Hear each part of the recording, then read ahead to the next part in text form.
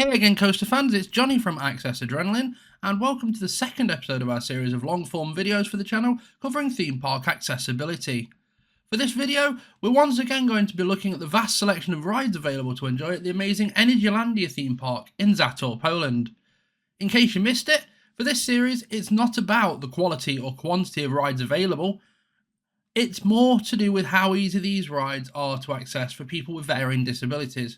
This includes accommodations made for those with disabilities ranging from neurodivergence right up to physical limitations like missing limbs, for example. We're not just looking at parks in Europe, but that's where we start. Hopefully in future, we'll go to looking at them around the globe and rank them one by one. So, without wasting any more time, let's get cracking into the next set of 3 rides from Energylandia, starting with... Boomerang is a Vekoma Junior Boomerang. Oddly, one of a whopping 2 found at Energylandia. But the other one, Light Explorers, is coming a bit later on in the series, even though I could probably rate them both together. This is a very fun, family-focused roller coaster with echoes of the classic Boomerang rides. But without digging too much into the theming and ride experience, how does it stack up for accessibility? Starting then with steps, stairs and queue lines. And Boomerang has a surprisingly low amount of stairs when compared to some rides we've previously reviewed in this video series. Boomerang has 10 steps, and this is not as few as Aztec Swing, but it's definitely not as many as Abyssus, and so it sits somewhere right in the sweet spot in the middle of the two. It's a manageable amount, but steps are still steps, and for the steps and stairs section, because there's no lift or step-free alternative access to this ride, Boomerang scores a 3 out of 5 in steps and stairs. Onto the queue line now, and again, Boomerang seems to fare quite well. Including time spent traversing the stairs and placing items in the lockers, it's got a very respectable low amount of time to navigate the switchback laden and a little slopey standard queue, as this ride doesn't actually have a fast pass entrance. The time taken, including time to navigate the entire switchback and all the stairs, is a very reasonable 2.5 minutes, meaning for queue lines, Boomerang scores a very good start with a 4 out of 5, giving a total for our steps, stairs and queue line section of 7 out of 10 on Boomerang. On now to train or ride vehicle accessibility. Now this ride, as I said, is a Vekoma family coaster train, and as can be seen from my background video, it's decked out in a lovely shade of pink for some reason. The seats, while a tad on the snug side for my horizontal tallness, are contoured well enough to hold even the riders on the low end of the height spectrum well, and do their job just as you would expect. Taking the seat itself is a small step over the threshold, and around the lap bars into your seating position. For a larger rider, such as myself, the lap bars themselves are relatively snug, and on certain family-focused rides require me to slide into the seat, pull the lap bar down to a good position, cross my legs, and let the ride-op push it down the rest of the way to get the verify signal, and then repeat the same process in reverse to get off the train again at the end of the ride. Overall, for a larger rider or one with mobility issues, it's a relatively comfortable train, and since the whole ride experience lasts approximately 45 seconds, it's easily a bearable one if you can get the restraints to get a verify. So, for train or ride vehicle accessibility, Boomerang scores a 6 out of 10, but this could improve if the seats are a little more contoured and the lap bars are a little more forgiving, as the ride itself offers not a lot of force. For accommodations, it's somewhat a familiar story as far as Energylandia goes. I didn't witness much through my entire 2 days in the park where ride-ops went out of their way to accommodate people and disabilities, but the station on Boomerang itself was not overly bright or vivid and didn't have any notable audio-visual package. I think Energylandia could do more when it comes to accommodations, such as including wheelchair-friendly queues or ramps, maybe offering lift access, or other things that help in this respect. Once again, I will say as I said before, just because I don't see these accommodations doesn't mean they've been completely forgotten in Energylandia. And so, for accommodations, I'll place my standard score of 4 out of 10, with the caveat from the last episode that if I witness any changes on any ride, the scoring will indeed be updated to reflect this. For ride quality or ride smoothness, we come back to this being another decently tracked Vekoma family coaster. And Vekoma have made hundreds of these over the years with little to no issues with basically any of them as far as the track work goes. In terms of transition, there's nothing jarring and there's no bumpy parts of the track, so also that means there's no sudden jolting either. The restraints are acceptable enough for a family ride, and with them being lap bars, cause no headbanging at all. So for ride smoothness, Boomerang scores a 9 out of 10, granting it our almost there stamp of approval. Finally, it's time to look at our Access Adrenaline ride score for Boomerang. And this one's overall score has once again been let down by the lack of step-free access and overall accessibility accommodations capable of being made on this ride.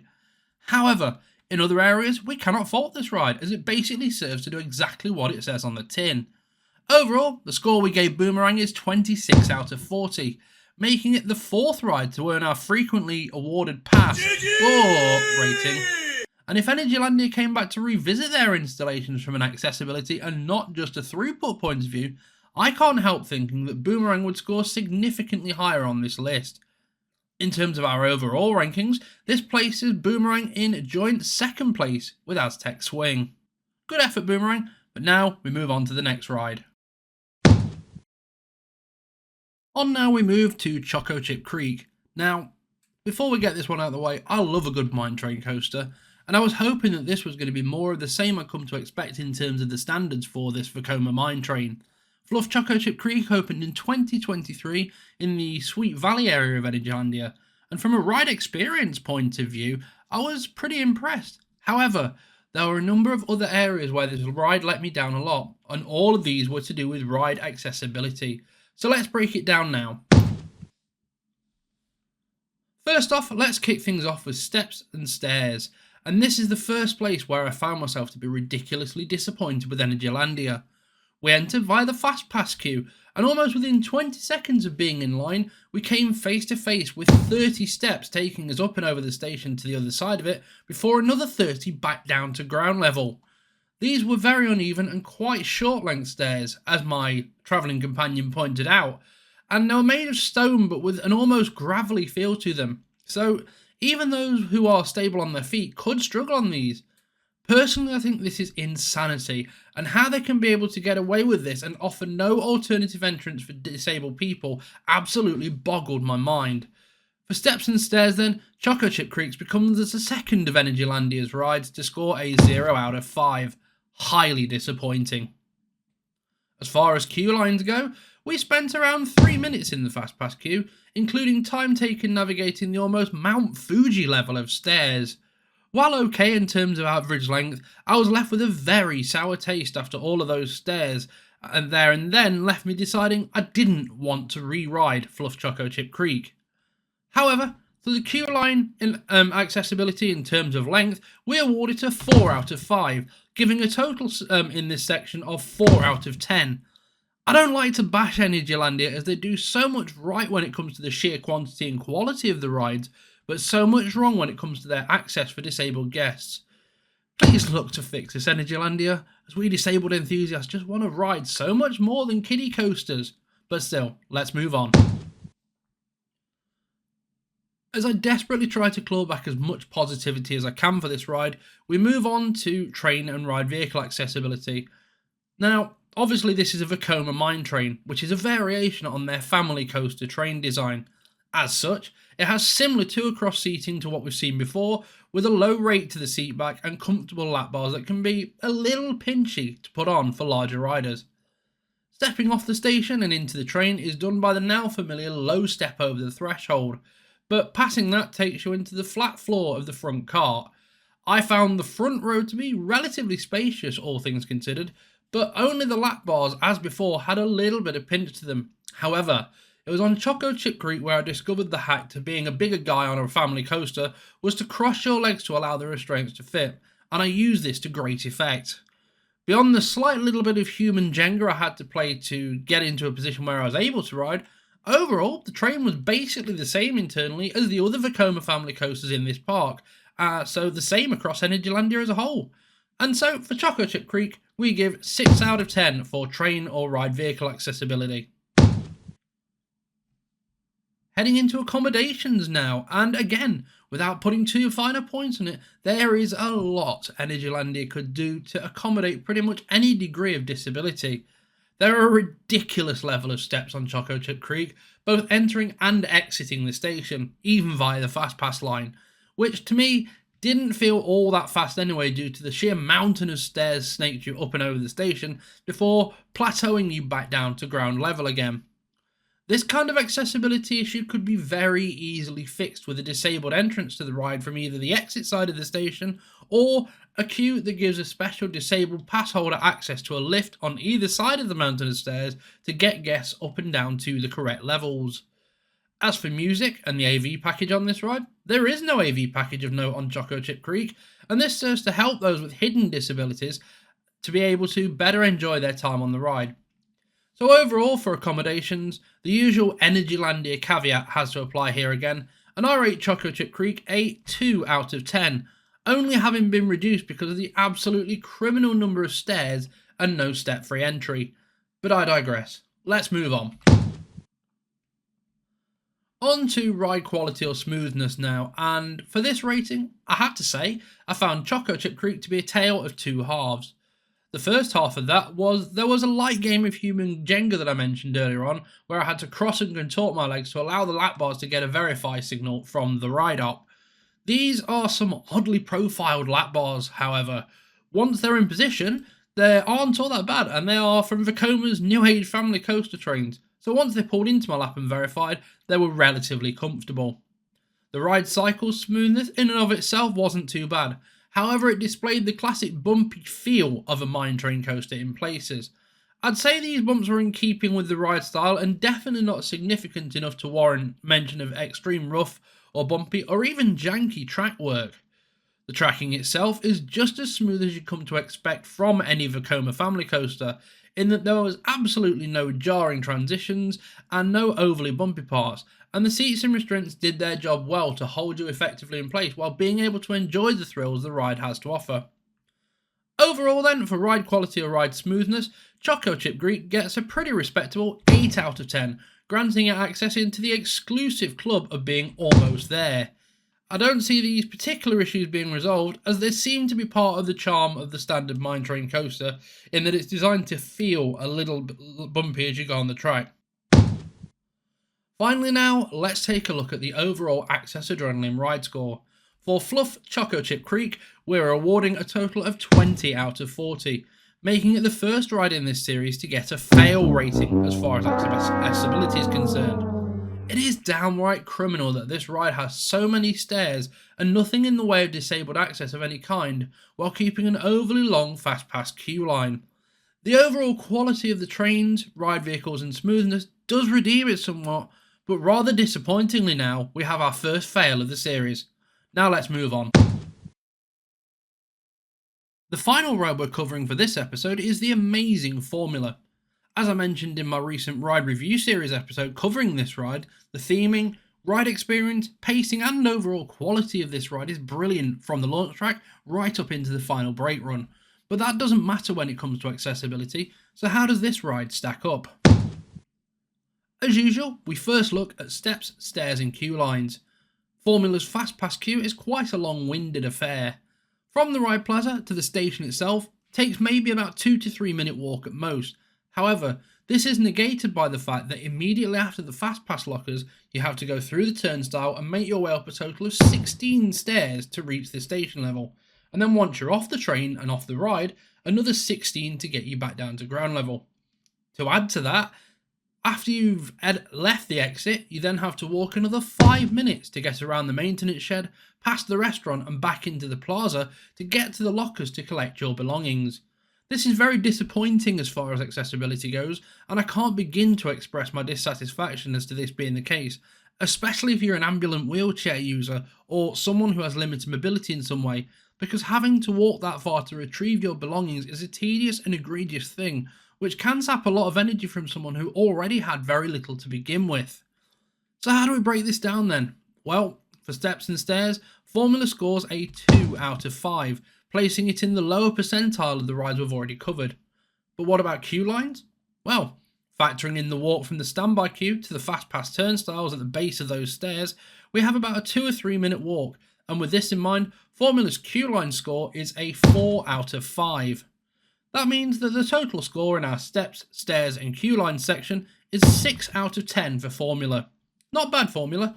Let's see how it fares everywhere else. On then to train and ride vehicle accessibility now, and much the same as both Abyssus and Let Coaster at Legendia, Formula is a modern Vekoma launched coaster, and as such it has those modern Vekoma trains. So following on from how this was with Abyssus in the last review, access into Formula's trains from the platform is over a lowish sidewall and has a centre divider bulkhead in the trains which is comparable to a vehicle transmission tunnel in order to hide the opposing fins for the LSM launch system. Not too hard to navigate, but as I mentioned in our previous access video, this may cause a small issue for physically disabled passengers, provided you've made it up the stairs to reach the platform in the first place. The seats and restraints are overall quite comfortable and very forgiving indeed, and a plus point for all the Vekoma over-the-track thrill coasters, both at Energylandia and Legendia, is that the trains have a slightly more accommodating left-hand side, allowing for larger or taller riders to board first and still be able to enjoy the ride. The restraints are Vekoma's new generation lap bar / vest restraint combination restraints with a central redundant seatbelt. Again, like Abyssus, they too are very forgiving, and even as a large frame rider, all it took was for the operators of these rides to push down with a little more force than normal to allow it to verify. But even then, the restraints weren't pinchy and were reassuring and comfortable, while still allowing even a larger rider to experience the thrills of these new gen Vekoma coasters. Overall then, Formula and the other Vekomas rank highly on this video, with their trains all scoring a 9 out of 10 for train or ride vehicle accessibility. Moving on now to accommodations. What can I say? Energylandia's weak point so far has definitely seemed to be the lack of visible accommodations made for the disabled guest, as they concern themselves more with ride throughput and ticket sales than they do for that of the disabled guest. Again though, it's not to say that these accommodations don't exist, and I'm sure that if we were to seek them out hard enough, we'd soon enough come across them. But as for the audio-visual package on Formula, the only notable change in audio-visuals here is the launch tunnel filling with smoke, lights being across the ceiling of the tunnel, and the alarm blaring pre-launch. Beyond this, there's no real difference to the package apart from the decorative traffic lights in the station. These, however, do not strobe or excessively flash in any way, so would likely not cause sensory discomfort for a guest with light sensitivities. There's no visible evidence of Formula's staff having gone the extra mile for anyone while we're at the park, and so as a result of this, and the lack of step-free access, Formula's accommodation score is a somewhat respectable 6 out of 10. You're heading in the right direction, Energylandia, but please let's see more. Now to Formula's ride quality and ride smoothness scoring. For this I find myself in the same place as I did 2 weeks ago when I mentioned that Abyssus was a new Vekoma with new Vekoma profiling, smoothness, trains and restraints. That is to say, they're all excellent. There are no janky transitions and no big bumps in the track. The brakes bring you to a gentle halt at the end of the and in the launch tunnel, and there is little to no issue with the trains, restraints and the way these fit you. So, for Formula, I rate ride quality and ride smoothness as a 10 out of 10, which gives it yet again our smooth sailing rating. Finally, for the meat and veg section of this video, we take a look at Formula's Access Adrenaline ride score.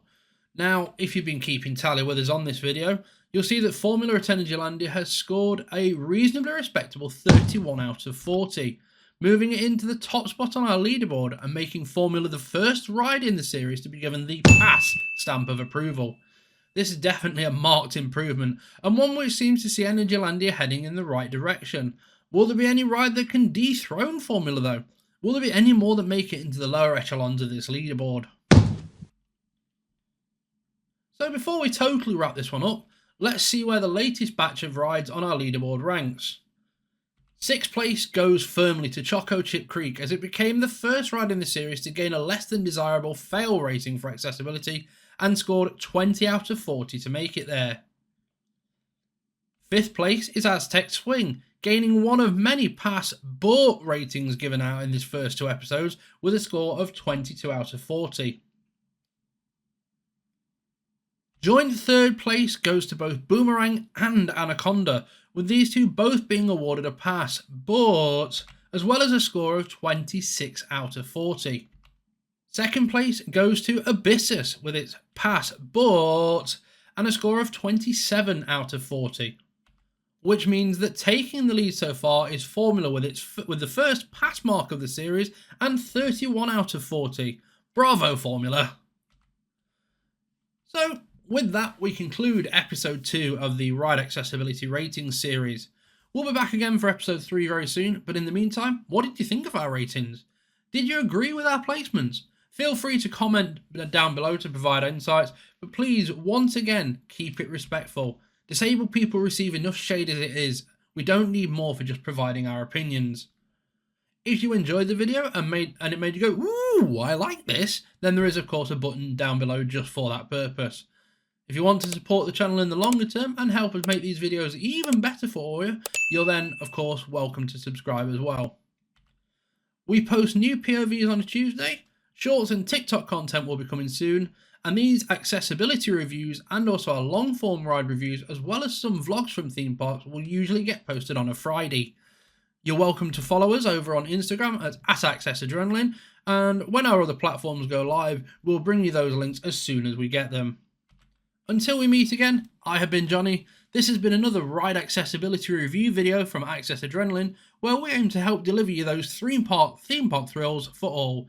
Thank you for watching, take care, and I'll see you next time. Toodaloo!